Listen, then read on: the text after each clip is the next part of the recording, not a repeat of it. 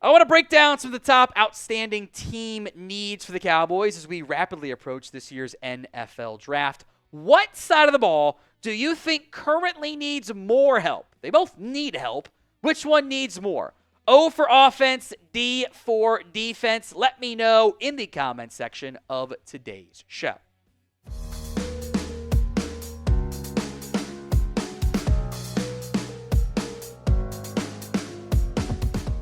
We'll go in order of how I have them, and there's definitely room for debate amongst these, by the way. But I look at this wide receiver room and go, you got to get something else in here, man. You have Lamb, that is great. You are, knock on wood, one CeeDee Lamb injury away from having the worst the wide receiver core in football. Tolbert, Mingo, Brooks, Flanoy, Kelvin Harmon, Paris Campbell's probably not going to make this team. Kevontae Turpin is a fun gadget player, but he's not a real reliable piece that I think like you can count on to be a real true wide receiver. A number two, whatever version of that number two looks like, is needed. You need to have one. And there should be options early, and I feel more confident. I don't hate the wide receiver class in general. I think it's been underrated. You should have options early in round one and maybe stretching some into day two depending on what type of wide receiver you want. But you need somebody else to help make life easier on your quarterback and your high-paid wide receiver. Number two for me is running back. And I get you signed Javonte Williams. I get you signed Miles Sanders. Those guys were backups, essentially, or low-end rotation guys. Deuce Vaughn, Malik Davis probably are not trustworthy players. You can't realistically go into week one going, yes, we have Javonte Williams and Miles Sanders and Deuce Vaughn, and this is our backfield. This is good. That's not a real answer. Now, the draft class is crazy stacked. You're going to have a couple round one guys, a couple round two guys, bunch of round three guys, bunch of round four guys. You should be able to find one. It would actually be kind of weird if you thought you couldn't find one. The Cowboys claim they want to run the ball more. They haven't really done things to address that. Williams, Sanders, Robert Jones, those aren't needle movers. You need more there. So a running back is one of the things you can do to help address that. Number three, then, is cornerback. Now, this need, I don't think they thought they were going to lose Jordan Lewis. I think they were a bit surprised by that one. For me, these top three needs are kind of in a tier. These top three needs are all kind of close for me. So what do you think of those three is the biggest need? Wide receiver, WR, CB for corner, RB for running back. What's the bigger need? Let me know in the pin comment, of today's show. For me, all three of those top needs are close. Like you need a starter at corner, a starter in the backfield, a starter at wide receiver. It's almost 1A, 1B, 1C. Like those are all viable. Because right now, you're probably not going to have Trayvon Diggs for week one. So you're staring down the barrel of Deron Bland, Israel Mukwamu, and some combination of Kyer Elam, Kalen Carson, Andrew Booth. And losing Jordan Lewis hurt. I don't think the Cowboys wanted to lose him. I think they were surprised how much he ended up getting. So because that you have short-term questions, who's your other outside corner starter, and long-term questions. Even if you re-sign Deron Bland, he's about to be a free agent, who is like your guaranteed set-in-stone 2026 starter? You don't really have one right now. So I think corner is very much a big-time need for the Dallas Cowboys. All right, number four is the defensive tackle spot. And in particular, nose guard. That is a spot you have to address. I think you are fine at three technique. Osa Odighizu was there. Solomon Thomas is there. You could always condense somebody down in there, but nose guard is not. I think if you had to play a game right now, you can get by with Osa and Solomon Thomas and feel good, enough at least, about your three technique room. You can't say that about nose guard. Mozzie Smith, I think they wanted to be the guy, but they need somebody else there. At least someone to take 20 snaps. I don't know if Justin Rogers is that guy. I would love to upgrade over Mozzie and hope that leads to him playing even better and not just have a backup plan to Mozzie and hopefully it's addressed before August, like they did last year. The Cowboys claim they want to stop the run. They want to run the ball and stop the run, and their actions haven't really matched that.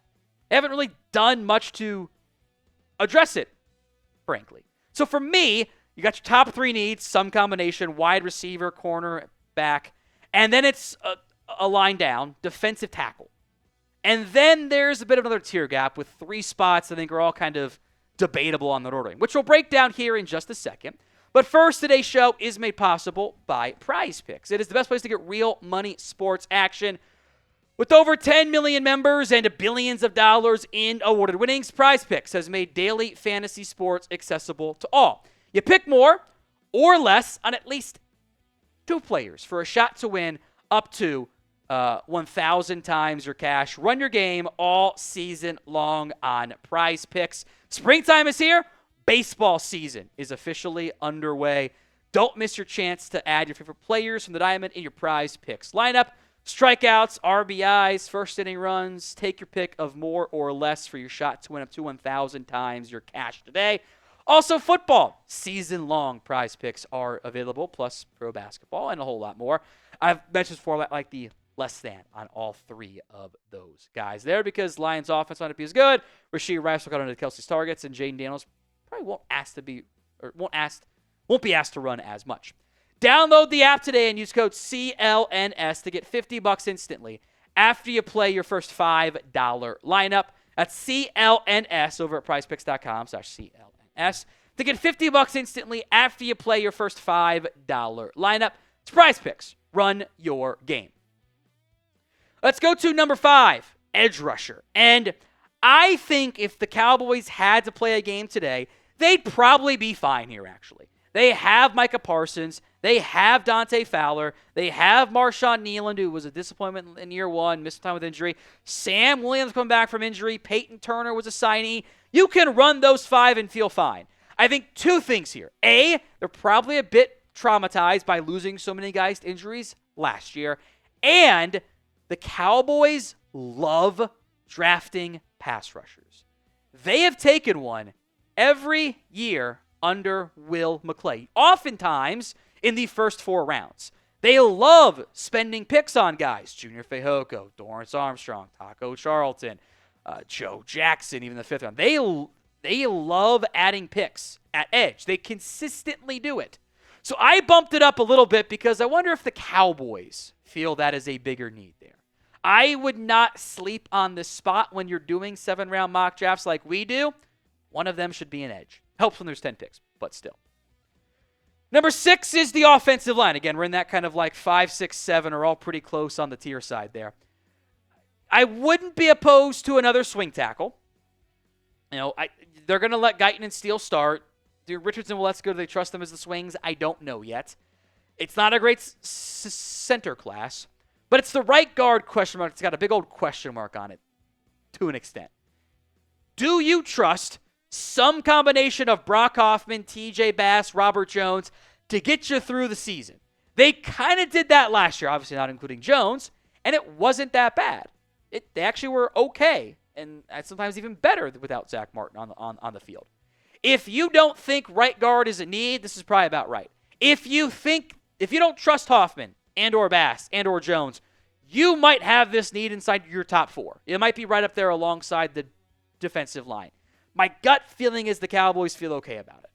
So that's why it's a little bit lower. I am kind of factoring what I think the Cowboys feel. Doesn't mean they won't draft a guard if there's one that they like, but I don't think they view it as a top-level need. Now, what do you think is the single biggest need right now for the Cowboys? If you want to do owner, that's fine, I suppose, on this particular video. I always say you can't do it. You can say owner today. Let me know in the comments of today's show. Number 7, the linebacker is next up. And I think, again, you could probably survive the season if you had to right now. We'll see when DeMarvion Overshown gets back, but you traded for Kenneth Murray. You traded for you have Maurice Leafau, You signed Jack Sanborn. You have Damone Clark. Buddy Johnson was actually decent on special teams. You get Overshown back. You could survive here. If you had to go an entire year, as long as you didn't get estimated injuries, you're probably okay. You do need to get Overshown back as part of that conversation. I think there are long-term questions about this room, but I think in particular a day 3 depth pick makes so much sense. You can cut Damone Clark, save some money, have a core special teamer, let Eberflus develop somebody that he likes. He is a big linebacker guy anyway. I would bet day 3 developmental pick makes a ton of sense. Maybe even double dipping at linebacker, by the way. Now, we will have more Cowboys videos for you right here on the channel. Hit that sub button, youtube.com/@CowboysTV. Number 8 is safety. And I think the Cowboys are content with what they have. I don't think they view it's essential to upgrade over the current foursome of Malik Hooker, Donovan Wilson, Wanye Thomas, and Marquise Bell. That's the only 4 guys they have on the roster, though. So for the actual games, I think that they're fine here. Next year might be a different conversation as free agency continues to impact the team. But for training camp in the preseason, they need help. They don't have enough.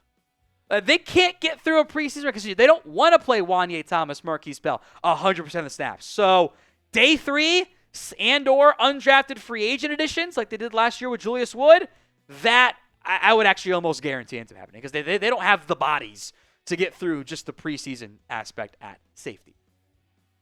That leaves mostly 300 spots. Quarterback, where if there's someone you like, you can take them. You don't have to pass on it. Same thing with tight end, but they have 3 QBs. They have 5 tight ends, one's coming off an injury. Special teamers kind of all factor into that, by the way, but you don't need a kicker, punter, or a long snapper, so it's kind of how it works out there. But those 2 spots, they have enough bodies that they don't have to take one unless there's someone they really, really like.